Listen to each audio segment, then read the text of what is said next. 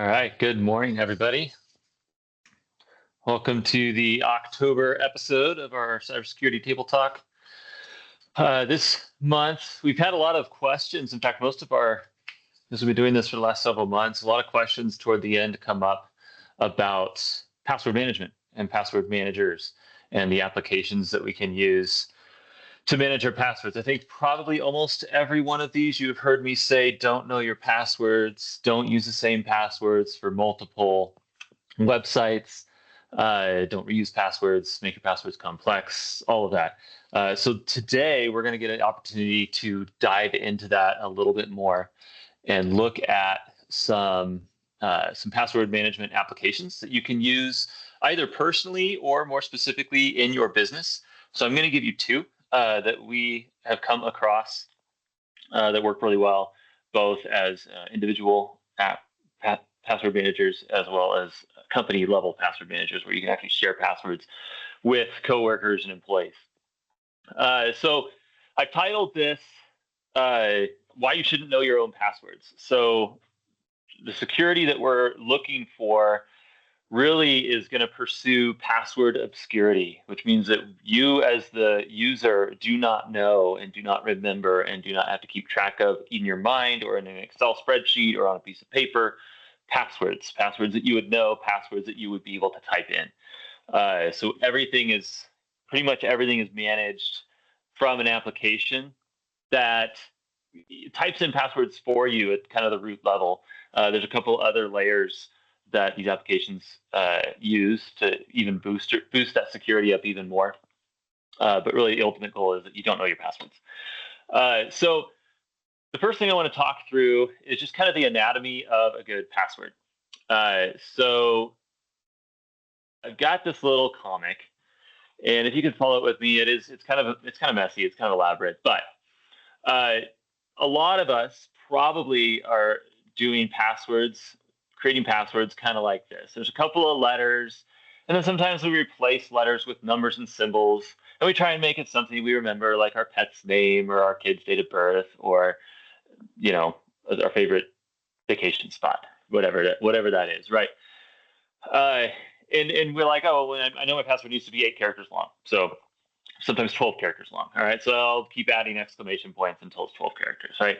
What this does is a couple of things. One, it creates a password that's really, really easy for a computer to guess.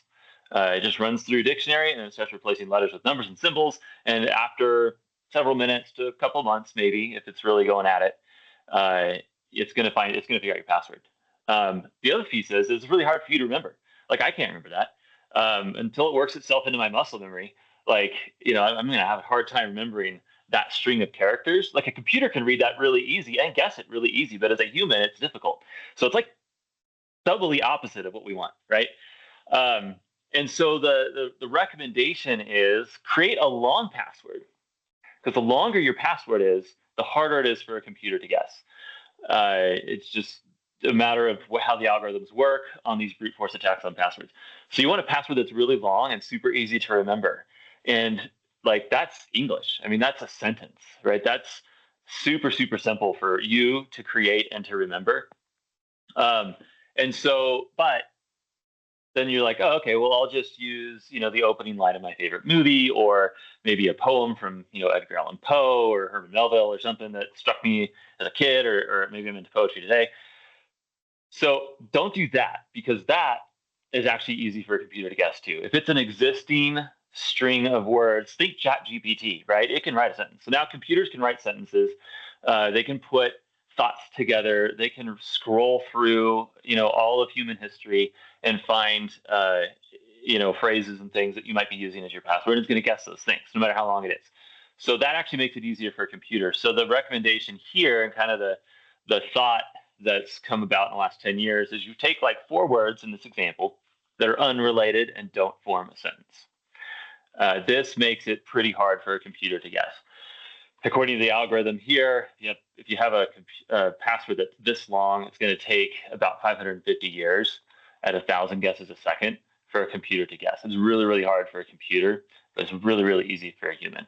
So this is kind of the philosophy of creating a password that I want to get across this morning. And so I can actually show you guys some of the most common passwords I see would be like John 3:16. Probably seen this around your office. Maybe someone's used this before. It's a famous Bible verse, right? It shows up in football games. It takes about a minute for a computer to crack. So don't do that. If you want your kid's name, like Simon, and his date of birth, maybe it's 1985. Computer's going to figure that out in 3 days. If I add an exclamation point, it takes a little bit longer. Okay, that bumps it up to 5 years, but it's still not what we want. What we want is horse staple battery correct. We want something like 15 octillion years. Okay, I just typed in horse battery staple correct, which is the password before. Never use that password because now it's a super common example, so don't do that. But technically speaking here, I can't get the password to show anymore. Refresh this page. Horse battery staple correct. Let me hit the little eyeball. Hey, I spelled it almost right. So you can see that takes 15 octillion years. That really is just a feature of its length. In fact, if I spelled it right, it takes 600 octillion years. That's the kind of password you want. If you ever want to go to security.org, how secure is my password? You can check the security of your password, although don't type your real password in here, but type an example or something that's kind of close to your password. And you'll begin to see how long it would take the computer. And if it's not in the octillion year range, it's too short. If it's not in the octillion year range, it's too easy.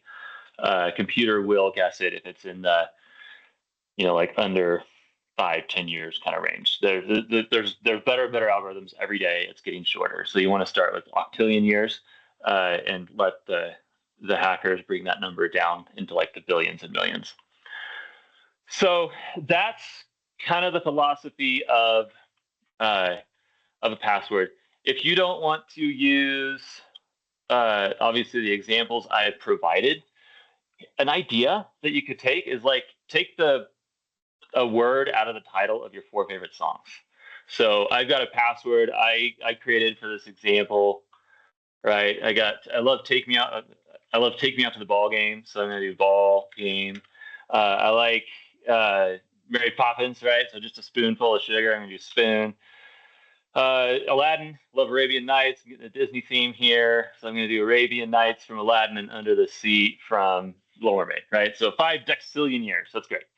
That's kind of the number that we're looking for. So you could do that, and that makes it super hard to guess because unless someone knows your 4 favorite songs, they're never going to guess this password, and a computer's going to find it very, very difficult. So just tactical, practical kind of example of how you could come up with a good, strong password. Now, I've titled this, Don't Remember Your Password. Why am I spending so much time on creating a good password? Well, because with any password manager and password application, you need one master password.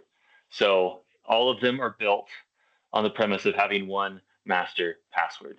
So you need to create one of those and then don't remember any others.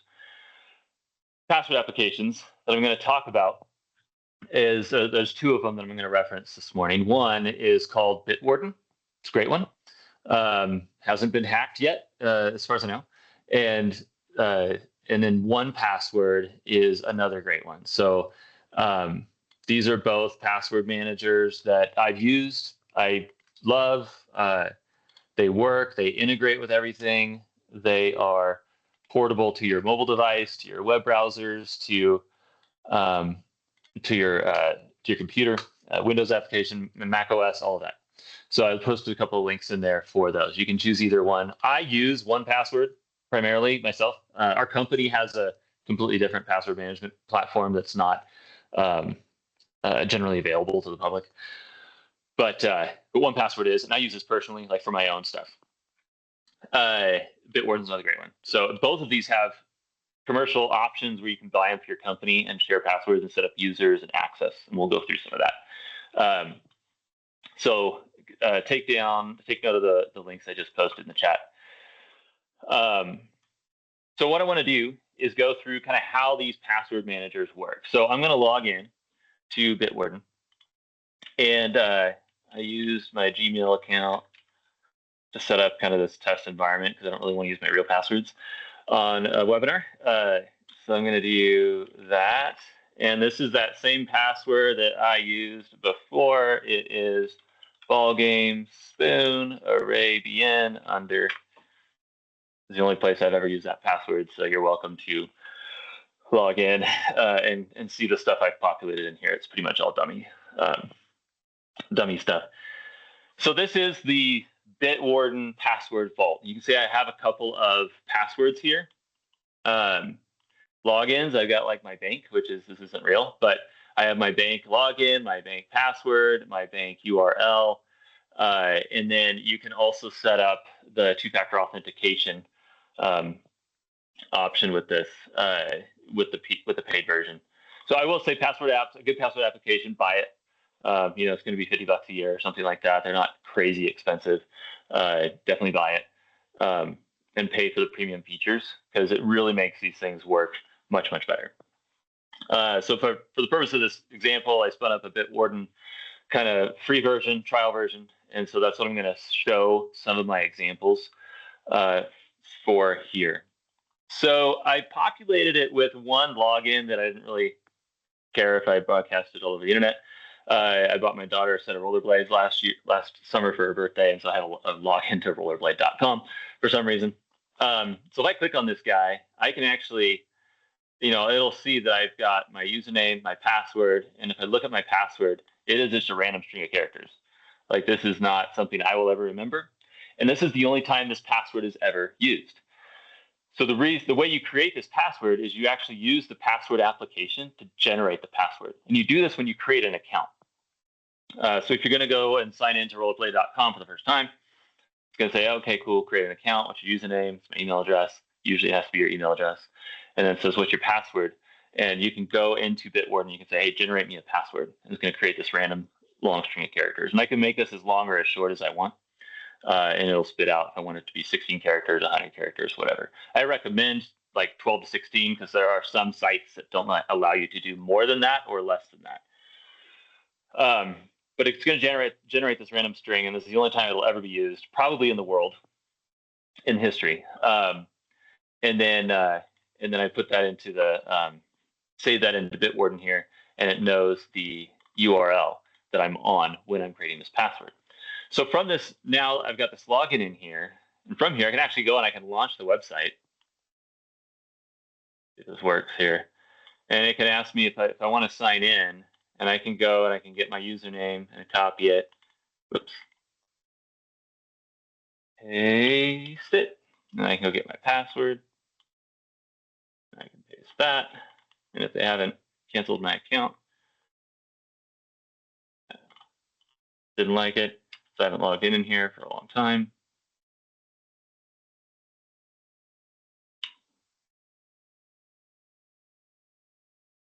If I can do it here. There we go. So it logs me in, and you can see I got some information here about my account. So it's that easy. It's just you copy it and you paste it. Even better though is the browser has the extension, so I can actually go and install. If I look up a Bitwarden browser extension, I can actually add an extension to my browser. This works for Chrome. This works for Edge. This is going to work for Safari on a Mac. And I can install this as an add-in right into my browser. And what's cool about that, if I sign in here, and my password, which is ballgame spoon array bn under. Now I've got all my passwords right here. And so if I wanted to go to let's see, google.com, I wanted to create a new account. in Google for my personal use. Now let's call it Jordan at Velox 21 Smith. I'm gonna use this as my username. I'm doing this just to show you, of course.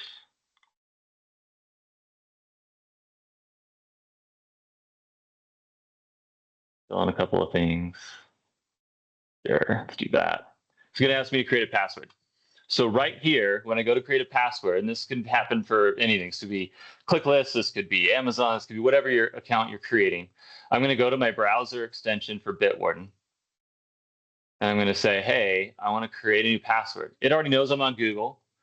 My username was the email account I chose a moment ago. I would enter that here. And then for the password, I'm just going to click generate. And I can say I want a password that's 15 characters long. I want it to be a random string of characters. I want it to include certain symbols and all of that. And then once I have that, I can copy it and I can paste it right in there. So now I'll never remember that password again, right? And I can create my Google account. And when I go to my browser extension, it's going to know now that I have this Jordan to Velox at gmail.com, whatever that username was. I'm going to save that. And now I've got it in here. So when I go to Google, it's going to show up like, oh, you have a Google password. Is this one you want to log in with? And I can put that right in there and it's signed me in automatically. I don't have to remember any of the passwords. So that's how easy it is on the browser to use right there. So that's the web plugin. There's a Windows app for it. So you can download the application for Windows itself, and it's going to have all the same stuff in there too. And you can kind of manage and change details in here within the application in Windows. This you'd launch from like your start menu. There's the website. I can go in here, see all the same stuff in our website. There's the browser plugin. I can go in here and see all the same stuff in the browser plugin. And then the final thing is the mobile app. So every password application has a mobile app. And let's see if I can get this to work.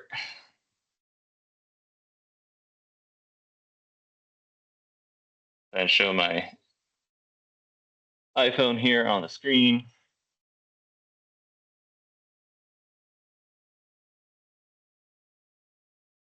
There it is. So you can see right here, I've got my Bitwarden app on my phone, and you can log in there. Game, Spoon, Arabian, sure. And there's all my stuff there on my phone. So I can copy and paste back and forth between my phone app. And what's really cool about this is the final feature I'm really going to talk about, and then I'll breeze through a few more things. We'll open it up for questions. The cool part about this is if I go into Google or into Chrome or any app on my phone, and let's say this is Walt Disney World. I was there a few years ago with my family, so I have a Walt Disney World account. So if I click login and I go to I put my email address in here, I hit continue. Now my phone, and the way that phones are built, knows that this is a password field. And so it doesn't show on my screen here because it's protected, but right here, there is a button that says, do you want to use the password in your password manager from Bitwarden? And as a matter of fact, I do. So I'm going to tap that, and you're going to see what happens here. Actually, this is one password, excuse me. You're going to see what happens here. When I tap that, it's going to log into one password. It's going to do my Face ID biometric, and it's going to automatically populate the password. So I don't have to type that in. I don't have to remember that. It does it all for me. And I'm going to log in, and then my account is disabled because I've been there in like 3 years. But this is the password for this account that automatically gets filled in. And it's like an option on the keyboard of your mobile device that the password app integrates with. So they've really got this figured out to where it's super, super easy. You never have to type in a password again. The only time you'd ever need to type in a password is if you have it like on your phone and maybe you're on like a friend's computer trying to log into their account, you don't have the app installed, you're not signed in. That's the only time you would have to type this set of characters in on the keyboard. Super, super rare. And otherwise it's like I never type in passwords anymore because I've always got my password app handy. The password app forces you to log in every day or two, probably every day for me. You can set some of those settings as well. So I have to type my master password in at least once a day, which is good, so I remember it. Uh, and the password manager takes care of the rest. So um, the next thing about this, so a couple of features within here, is I created my Velox systems group, right? So if you have a business and you're using this for your business account, you're going to have your personal vault with just your passwords, but then you're going to have your company account that you can share with other people. So if I pull up my company Velox systems vault in Bitwarden, over here, I can say, let's see, where do I share that? Admin console, members.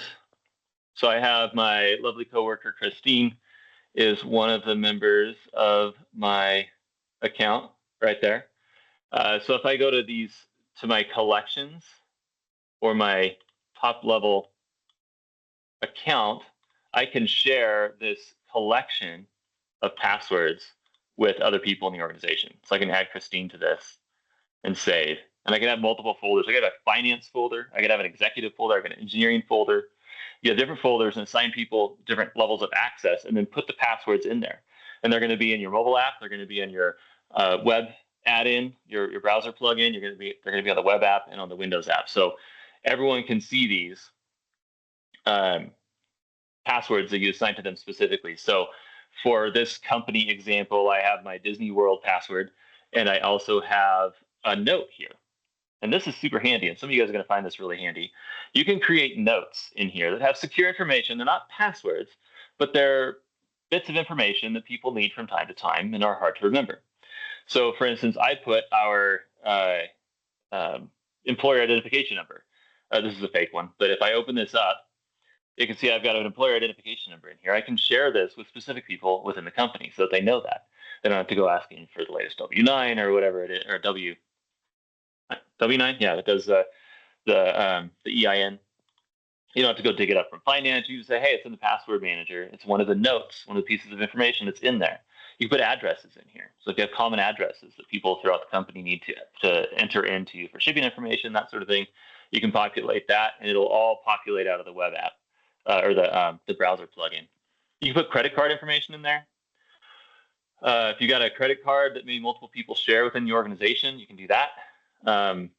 It obscures that. Obviously, this is a fake credit card number, and you put everything in there. You can put the shipping address or the credit card address, billing address in there, so people can use that if that suits the needs of your organization in a secure way, and just give the access to a few people. So lots of things you can do with password app managers. That's kind of all that I have as far as going through these. I want to open this up for Q&A. So if anybody's got any questions, there's a Q&A button at the top of your Teams meeting right here. You click that and you can create a question. And as those come up, I'll spend the next 7 minutes or so going through and answering those. Anyway, is there anything else about password apps and password managers that you guys are curious about?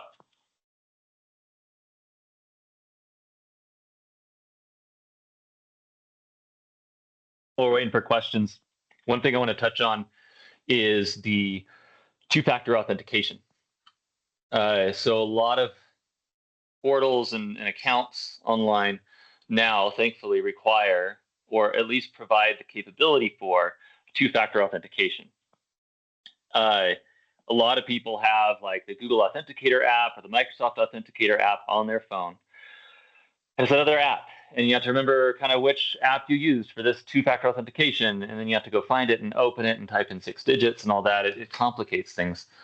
What's great about these password managers, and 1Password, I'll show you guys, does this specifically, is they, hang on a second.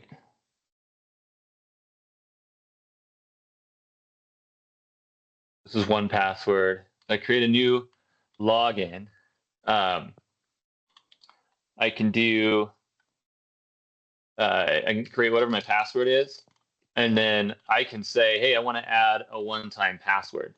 And when you do that, you're going to grab from my settings. Let's say I want to set up a one-time password for Bitwarden. I'm going to go and find that feature, which is right here. I'm going to say add an authenticator app.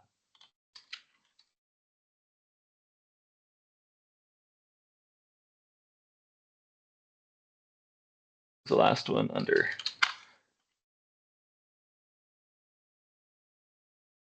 ball game, spoon, Arabian under. I'm going to say add an authenticator app, and it gives me a QR code. You guys probably all seen these. It's designed to take a picture with your phone, but you don't have to do that. You can. There's always a code accompanying the QR code. If you grab that code and then go over to your password manager and paste it in there and hit save, that now is going to create a one-time password code associated with that account. So you can use this for two-factor authentication and not have to have like the Google Authenticator and the Authy Authenticator and the Oak Authenticator and Microsoft, all the authenticator apps that sometimes we can get. You can actually consolidate them all into your password app. Okay, a couple questions have come up. Should spouses have separate vaults when they share so many accounts? Yes. Yes. So Bitwarden's, their free personal version allows 2 accounts. So it's made for married people, and they should have their own set. They should have their own vaults. There's inevitably something that is yours and just yours, and you want to keep that separate. You also want to make sure, like, if a device gets stolen and if something happens, and it's really hard to hack into these accounts, but if something happened, you would want to know, like, my account's compromised and not my spouse's, and you know which passwords to go and reset once you find a new authenticator app, because if it gets hacked, that's your sign to leave and go get a different one. They don't often get hacked. And I should qualify that. LastPass has advertised data breaches a couple of times over the last few years, and that's one I didn't mention here. But the passwords within LastPass have not been breached. The databases are encrypted to a degree where even though bad actors got the databases from LastPass, the databases themselves could not be decrypted and read. So they got like some personal information, some account information. They did not get passwords as far as LastPass is advertised anyway. And then Bitwarden and 1Password still stand undefeated at this point.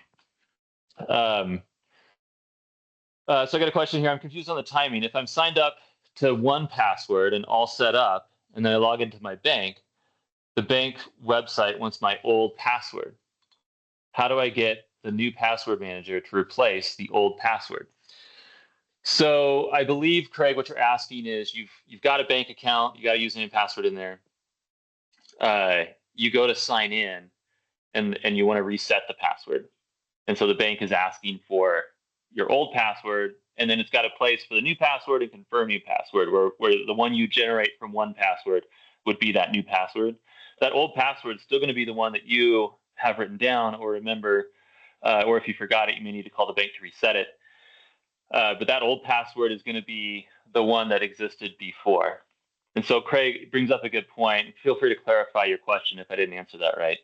But Craig brings up a good point. Once you get a password manager in place, if you don't have one today, the very first thing you do, and you're going to set a Saturday afternoon aside to do this, but do it. The very first thing you do is go through all your accounts and reset all your passwords to something obscure that the app has generated.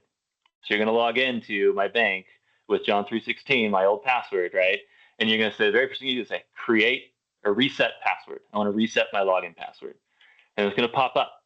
And then it's going to say, okay, cool, put in your old password, John316. New password. I'm going to go up to 1Password. I'm going to say, hey, for this site, generate a new password, copy and paste that or fill it in.